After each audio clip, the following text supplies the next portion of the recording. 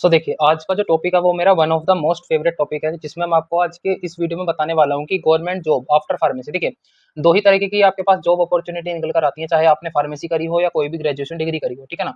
अगर आपने फार्मेसी करी है तो आपके पास ऑप्शन है कि आप या तो गवर्नमेंट फार्मा जॉब की तरफ आगे बढ़ें, गवर्नमेंट फार्मासिस्ट की जॉब की तरफ आगे बढ़ें, ठीक है ना?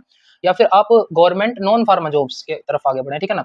मैं दोनों ही तरीके से आपको बताऊँगा। देखिए, मैंने पूरी की पूरी पीपीटीज़ को डिजाइन किया है आपके लिए कि गवर्नमेंट में आपके लिए कौन-कौन सी जॉब अवेलेबल है और नॉन फार्मा में कौन-कौन सी जॉब अवेलेबल है, ठीक है ना?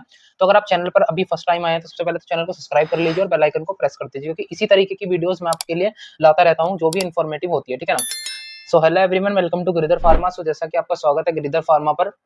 और आज का जो हमारा हिट टॉपिक है वो ये है कि हम गवर्नमेंट फार्मेसी और गवर्नमेंट फार्मासिस्ट या फिर नॉन फार्मा में हम कौन-कौन सी जॉब को देख सकते हैं एज़ अ फार्मासिस्ट, अगर आपने फार्मेसी कर रखी है। देखिए, अब यहाँ पर 2 तरीके के बच्चे होंगे। देखिए, यहाँ पर 2 तरीके के बच्चे होंगे। एक जो जो गवर्नमेंट जॉब में आगे बढ़ना चाहते हैं, ठीक है ना? कि हमें गवर्नमेंट फार्मासिस्ट की ही जॉब चाहिए। एक वो बच्चे होंगे कि हमें मतलब नहीं है चाहे फार्मेसी में मिले, चाहे अदर कहीं भी मिले, हमें जॉब से मतलब है, ठीक है ना? तो मैंने दोनों को ही लिया। देखिए, एक है बेस्ड ऑन फार्मेसी, मतलब कि एक तो बेस्ड है फार्मेसी डिग्री पर, कि यहाँ पर फार्मेसी डिग्री ही वैलिड होगी। एक है बेस्ड ऑन डिग्री, अगर आपने बी फार्मा कराया तो आपके पास डिग्री भी है, ठीक है ना? तो आप उस डिग्री के अकॉर्डिंग कौन-कौन से फॉर्म फिल कर सकते हैं और किस-किस एग्जाम को आप टारगेट कर सकते हैं, ठीक है ना? तो मैं इस वीडियो में यही बताने वाला हूँ। बेसिकली मेरा टारगेट ये है कि आपको एक राइट इन्फॉर्मेशन देना, क्योंकि मेरी वीडियो के नीचे कमेंट भी आया था कि हम भैया हम सीजीएल की तैयारी करना चाहते हैं तो हम कैसे करें, हम सीएचएसएल की करना चाहते हैं या फिर हम आरआरबी में एनटीपीसी या किसी और एग्जाम को टारगेट कर सकते हैं, तो हम कैसे करें? तो उस सभी का रिप्लाई इस वीडियो में मिल जाएगा होपफुली आपको, ठीक है ना? तो उसी के लिए मैंने ये वीडियो बेसिकली डिजाइन करी है, ठीक है ना? क्योंकि इस चीज में बहुत सारे बच्चों को डाउट रहता है कि हम करें तो करें क्या, क्योंकि ऐसा तो है नहीं कि गवर्नमेंट जॉब अनाधुंध आ रही है भाई साहब, मतलब बिना कोई गिनती नहीं है इतनी जॉब्स आपकी निकल रही है फार्मेसी की। तब तो बात अलग है कि हम फार्मेसी की जॉब पकड़ेंगे। भैया बहुत लिमिटेड जॉब आती है। और एम्स एम्स का देख रहे हो, एम्स का क्या अलग थिएटर है। 3,000 रुपए फॉर्म फीस चार्ज कर रहा है भाई साहब।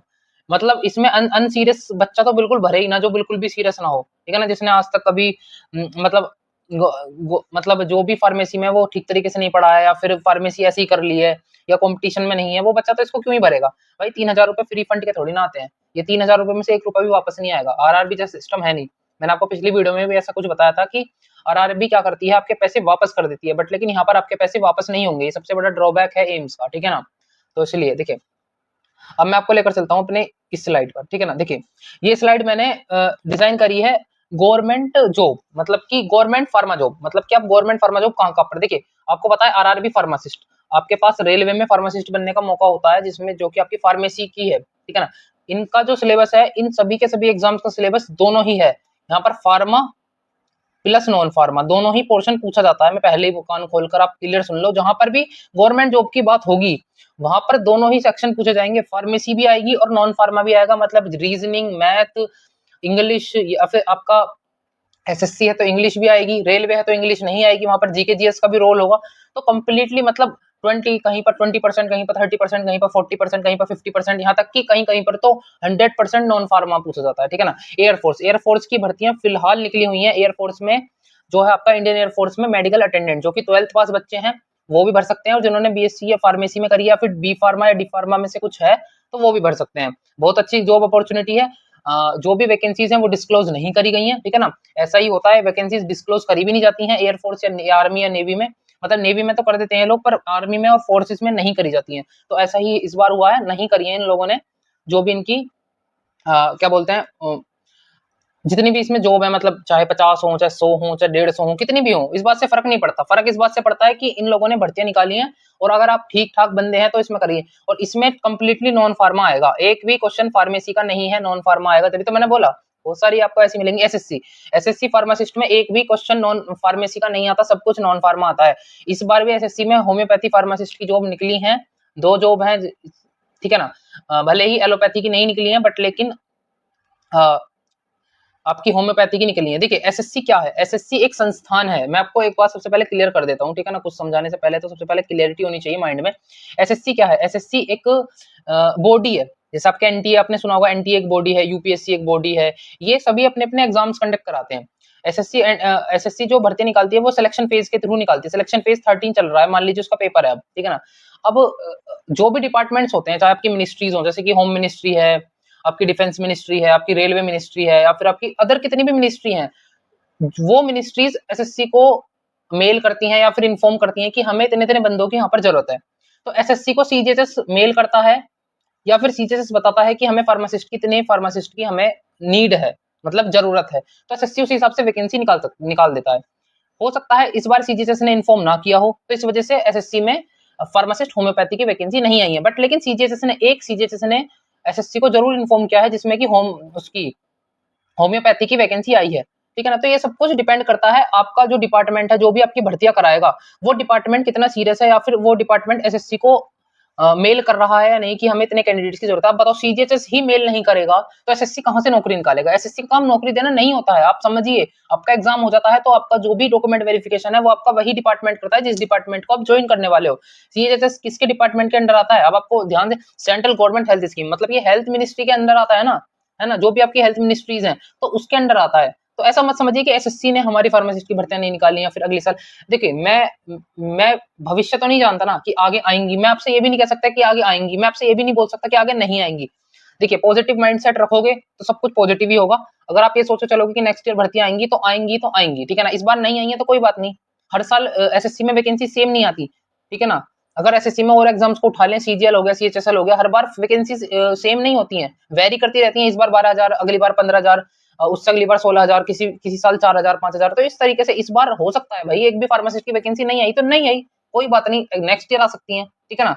और वैसे भी होम्योपैथी की वैकेंसी आई है, ऐसा तो है नहीं सीजीएचएस को हटा दिया गया है एसएससी की तरफ से, नहीं, सीजीएचएस ने होम्योपैथी की वैकेंसी निकाली है। इस बार हो सकता है एलोपैथी की ना निकाली हो, नेक्स्ट टाइम निकाल दे, ठीक है ना। तो इस बात से अपसेट नहीं होना कि एसएससी में वैकेंसीज आना बंद हो गई है, ऐसा कुछ भी नहीं है, ठीक है ना। यूपीएससी आपको पता है ड्रग इंस्पेक्टर की वैकेंसीज निकालता है। एम्स सीआरई, जिसका अभी मैंने आपको समझाया था, एम्स भी भर्तियां निकालता है। एम्स सीआरई करके एग्जाम अपना लेता है, कॉमन रिक्रूटमेंट एग्जाम, उसमें भी नॉन फार्मा सेक्शन पूछा जाता है, ठीक है ना। स्टेट एग्जाम मतलब डीएसएसबी, जैसे कि दिल्ली डीएसएसबी वाला हो गया ना, तो ये सब स्टेट एग्जाम। अब यूपी में कोई फार्मासिस्ट की वैकेंसी आ जाए, मध्य प्रदेश में आ जाए, गुजरात में जाए, कहीं भी, तो वो सब स्टेट के अंदर लगेंगे। तो इसलिए मैंने आपको बता दिया। देखिए, इतनी सारी अपॉर्चुनिटी, एक बार इनको रफ कर देता हूँ, इतनी सारी अपॉर्चुनिटी आपके पास है, इनमें से जिस अपॉर्चुनिटी पर आप फायदा उठाना चाहें आप उठा सकते हैं। देखिए, रेलवे की हर साल आती है, रेलवे पर मुझे भरोसा है, बट रेलवे काम बहुत डिले करती है, पहले बता दूं। यहाँ पर नौकरी के लिए आपको पेशेंस लेवल बहुत हाई रखना होगा। सबसे पहले तो पेशेंस रखना होगा कि सिलेक्शन हो जाए, कि यहाँ पर वैकेंसीज बहुत लिमिटेड होती है, पहले ही मैं बता दूं। ऐसा नहीं है कि एकदम बाढ़ आ जाएगी वैकेंसीज की आरआरबी में। रेलवे में कोई वैकेंसी की बाढ़ नहीं आएगी, मुश्किल से मुश्किल 100-150 वैकेंसी बस, हद से हद, ठीक है ना। तो इसके लिए काफी ज्यादा सीरियस होना पड़ेगा। और ये 100-150 वैकेंसी भी जोन वाइज बटेंगी, तो जोन से भी आपका जोन लगता है, उस जोन में तो मुश्किल से 2 से 3 वैकेंसी ही पड़ेंगी। तो आपको इसके लिए बहुत ज्यादा डेडिकेटेड होना पड़ेगा। और सबसे बड़ा ड्रॉबैक ये है कि इसमें दोनों ही लोग इलिजिबल हैं, डी फार्मा बी फार्मा। ऐसा नहीं है कि यहाँ पर वी फार्मा वालों के लिए है, यहाँ पर दोनों ही जॉब इलिजिबल है, ठीक है ना। अब दूसरी बात और बता देता हूँ, इसमें भी दोनों ही सेक्शन पूछे जाते हैं, ठीक है ना। इसमें नॉन फार्मा भी आता है, फार्मा भी आता है। 70 नंबर का फार्मा आता है, 30 नंबर का नॉन फार्मा आता है। 30 नंबर में क्या क्या आता है भैया? मैथ आती है, रीजनिंग आती है, जीके जीएस आती है। 70 नंबर में क्या आता है भैया? डी फार्मा का पूरा सिलेबस आता है, क्योंकि यहाँ पे इलिजिबिलिटी जो है मिनिमम वो डी फार्मा है। क्वेश्चन हिंदी इंग्लिश दोनों में आते हैं, ठीक है ना। ये बात आपके लिए बहुत अच्छी है कि डी फार्मा वालों के लिए हिंदी इंग्लिश दोनों में क्वेश्चन पेपर अवेलेबल होता है, ठीक है ना। तो यहाँ पर बी फार्मा वाले भी एलिजिबल है, डी फार्मा वाले भी एलिजिबल है। इसके बाद मैं अपनी नेक्स्ट स्लाइड पर चलता हूँ, ठीक है ना। देखिए, ये जो नेक्स्ट स्लाइड है ना, ये मैंने स्पेशली उन बच्चों के लिए डिजाइन करी है जो कि नॉन फार्मा, जो कि चाहते हैं कि हम नॉन फार्मा में भी तैयारी करना चाहते हैं। देखिए, एसएससी में कितने सारे एग्जाम्स है, जीडी, एसएससी, जीडी। अब देखिए, आपने भले ही बी फार्मा कर लिया हो, बट लेकिन इसकी क्वालिफिकेशन तो वैसे भी वो है भी नहीं, ग्रेजुएशन। अगर आपको लगता है कि मुझे गवर्नमेंट जॉब लेनी है, एसएससी जीडी सबसे इजी। एक तो एमटीएस 10th लेवल की है, और जीडी में आप फोर्सेज में लगते हैं, जैसे कि आपकी सीआईएसएफ हो गई, एसएसएफ हो गई, असम राइफल हो गई, और बहुत बहुत सारी फोर्सेज होती है ना, ठीक है ना। तो उन सभी में आपकी जॉब लगती है, ठीक है ना। एज अ कांस्टेबल आप ज्वाइन करते हो जीडी में, ठीक है ना। तो एसएससी जीडी की बहुत ज्यादा मतलब तकड़ी ठीक रहती है। इसमें आपको रनिंग वगैरह सब कुछ, इसमें आपका फिजिकली फिट होना बहुत जरूरी है, मैं पहले बता दूं। इसमें फिजिकल फिट बंदा चाहिए। अगर आपने बी फार्मा या डी फार्मा भी कर लिया है और आपको लगता है कि भाई मैं तो फिट हूँ, मेरी हाइट भी ठीक है, मैं दौड़ भी लूंगा, मैं सब कुछ कर लूंगा, तो आपके लिए जीडी बेस्ट ऑप्शन है। ज्यादा मेहनत भी नहीं लगेगी, कम मेहनत में सिलेक्शन होता है। सीपीओ आप जितनी भी फोर्सेज मैंने आपको बताई यहाँ पर, चाहे वो दिल्ली पुलिस ले लो, दिल्ली पुलिस में सब इंस्पेक्टर भी सीपीओ के थ्रू लगते हैं। इसमें इंग्लिश का बहुत ज्यादा रोल होता है। इसमें इंग्लिश जो है बेसिकली सेकंड पेपर जो मेंस होता है वो इंग्लिश का ही होता है, ठीक है ना। सीजीएल में 2 पेपर होते हैं, एक टायर 1 और एक टायर 2, जिसे बोलते हैं प्री और मेंस। प्री में 25 सवाल सभी के आते हैं, 25 सवाल मैथ के, 25 सवाल इंग्लिश के, 25 सवाल रीजनिंग के, 25 सवाल जीके जीएस के। सीएचएसएल भी सेम है। सीएचएसएल 12th बेस्ड होता है, ये ग्रेजुएशन बेस्ड होता है। एमटीएस 10th बेस्ड होता है। अब आप अगर आपका मन है जी भैया मुझे इंग्लिश नहीं आती, क्योंकि एसएससी के हर एग्जाम में इंग्लिश पूछी जाती है, ठीक है ना। और इसमें स्टेनो का भी एक पेपर होता है, स्टेनोग्राफी आपको सीखनी पड़ती है, ठीक है ना, वो बहुत ईजी जॉब है अगर आपने स्टेनोग्राफी सीख ली तो, ठीक है।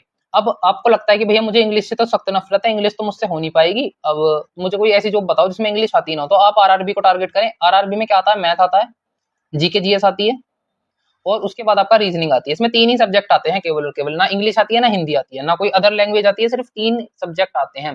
जेई जेई का पेपर होता है, आरआरबी जेई करके होता है, जिसमें कि अगर आपने मैथमेटिक्स से करी, देखिए फार्मेसी तो मैथ वाले भी कर लेते हैं और बायो वाले भी कर लेते हैं, अगर आप मैथमेटिक्स से हैं तो सबसे अच्छा मौका है, आप आरआरबी जेई को ज्वाइन कर सकते हैं।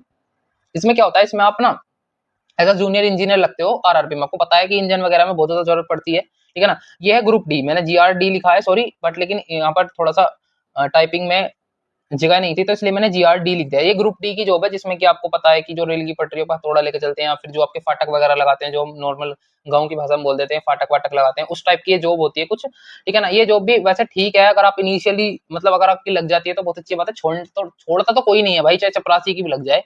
उसके बाद आप अच्छे लेवल के एग्जाम की तैयारी करते हैं। देखिए एनटीपीसी 2 तरीके से होता है, एक होता है 12th बेस पर और एक होता है ग्रेजुएशन बेस पर। जैसे यहाँ पर सीजीएल और सीजीएसएल है ना, तो यहाँ पर ऐसे ही एनटीपीसी है, नॉन टेक्निकल पॉपुलरी कैटेगरी, मतलब कि इसमें मैथ हो बायो हो कोई फर्क नहीं पड़ता, यहाँ पर सिर्फ और सिर्फ आपका 12th पास। इसमें 12th पास में आपकी टाइपिस्ट की नौकरी लगती है, मतलब आपको टाइपिंग थोड़ी बहुत आनी चाहिए, बस आपके पेपर निकल जाए। इसमें भी प्री और मेंस दोनों पेपर होते हैं, ठीक है ना। ग्रेजुएशन वाले में आपका एज अ ट्रेन मैनेजर, आपने देखा होगा ट्रेन के पीछे जो एक डिब्बा सा होता है, उसके अंदर एक आदमी बैठा होता है, एक हेडफोन सा लेके, मतलब जो पूरा कॉन्टेक्ट रखता है, उसको बोलते हैं बेसिकली ट्रेन मैनेजर, ठीक है ना। एएलपी एएलपी मतलब असिस्टेंट लोको पायलट, इसके लिए आपके पास मैथ होना जरूरी है। उसके बाद आपके पास आईटीआई या फिर ये सब मैथमेटिक्स वाले बच्चों के लिए, ठीक है ना। और आपने मैथ कर रखी, कि फार्मेसी तो दोनों ही बच्चे कर लेते हैं, मैंने आपको भी बताया ना, फार्मेसी तो एक ऐसा सब्जेक्ट है जिसको मैथ वाला भी कर लेता है, बायो वाला भी कर लेता है, ठीक है ना।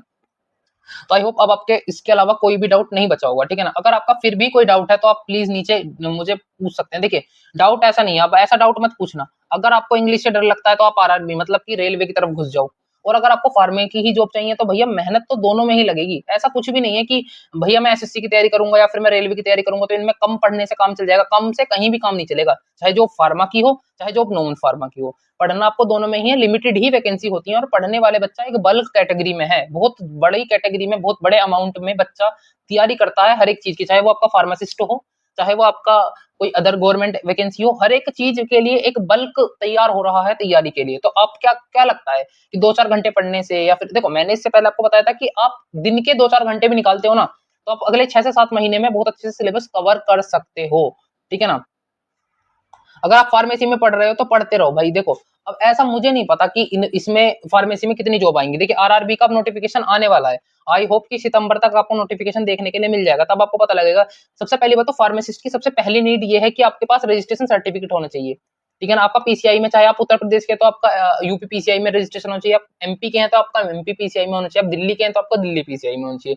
सबसे पहली कंडीशन तो यहाँ पर ये लग जाती है कि आपका रजिस्ट्रेशन मस्ट है भाई, मस्ट है का मतलब मस्ट है, बहुत जरूरी है, इसकी नीड सबसे ज्यादा जरूरी है, ठीक है ना। उसके बाद ही आप एलिजिबल हैं किसी भी गवर्नमेंट फार्मासिस्ट की जॉब में जाने के लिए, ठीक है ना। अब देखिए मैं आपको दोनों की वेबसाइट दिखा देता हूँ, अगर आप एसएससी की वेबसाइट को विजिट करना चाहते हैं। पर मैंने अभी फिलहाल एसएससी की वेबसाइट खोल दी है। एसएससी की वेबसाइट पर जब आप जाएंगे, आप जब ssc.gov.in को सर्च करेंगे तो आपके सामने कुछ इस तरीके का इंटरफेस निकल कर आ जाएगा। यहीं पर ही आप अप्लाई कर सकते हैं, एडमिट कार्ड, आंसर की, रिजल्ट सब कुछ इसी वेबसाइट पर अपलोड होता है, ठीक है ना। जो भी है सब कुछ यही वेबसाइट है। इसके बाद देखते हैं हम रेलवे की, मैं आपके सामने एक रेलवे की साइट खोलकर दिखा देता हूँ।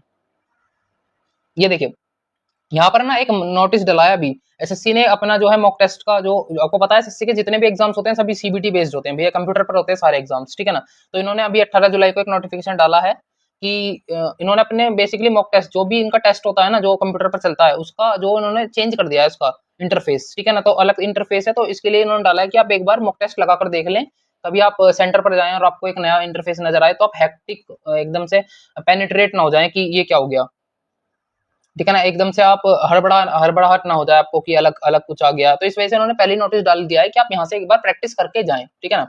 इसके बाद मैं आपको रेलवे की एक बार साइट दिखा देता हूँ। ये देखिए ये मैंने रेलवे की चंडीगढ़ की साइट खोली है, तो यहाँ पर भी जितनी भी इन्फॉर्मेशन है सभी की सभी आपको रेलवे की साइट पर मिल जाएंगी। जैसे कि आप अब देखिए इसमें फर्स्ट नोटिस जो है वो 15/7/2025 का है, जिसमें कि एएलपी के लिए सूचना है, जिसमें कि एएलपी का सीबैट एग्जाम कंडक्ट हो रहा है। आपको पता है एएलपी में एक सीबैट एग्जाम होता है जिसको साइको का एग्जाम भी बोलते हैं, ठीक है ना, क्योंकि आपको जिम्मेदारी मिलेगी ट्रेन चलाने की। तो साइको का एग्जाम में ये होता है कि आपकी साइकोलॉजी को टेस्ट करते हैं बेसिकली, ठीक है ना। तो ये इसका है। और जितने भी इन्फॉर्मेशन आती हैं सभी के सभी, चाहे वो टेक्नीशियन हो, चाहे वो एएलपी की हो, चाहे वो एनटीपीसी को, सभी के सभी नोटिफिकेशन यहीं पर ही डलते हैं। आप किसी भी वेबसाइट पर जा सकते हैं, रेलवे चंडीगढ़ जा सकते हैं, रेलवे अजमेर जा सकते हैं, रेलवे इलाहाबाद जा सकते हैं, रेलवे सिकंदराबाद जा सकते हैं, कोई सी वेबसाइट खोलकर देख लो, सभी पर सेम से डलते हैं, क्योंकि आरआरबी सेम है। भले ही इसको आरआरबी में जोन वाइज बांट दिया है, बट लेकिन सभी आरआरबी सेम ही वर्क करती हैं। ओके, तो थैंक यू, आपको ये वीडियो बहुत अच्छी लगी होगी। अगर आपको ऐसे इन्फॉर्मेटिव वीडियोस चाहिए तो चैनल को सब्सक्राइब कर लेना, ठीक है ना, और बेल आइकन को प्रेस कर देना। और नेक्स्ट वीडियो किस पर बनानी है एक बार कमेंट बॉक्स में कमेंट जरूर कर देना, उसी चीज पर आपके लिए नेक्स्ट वीडियो हाजिर हो जाएगी।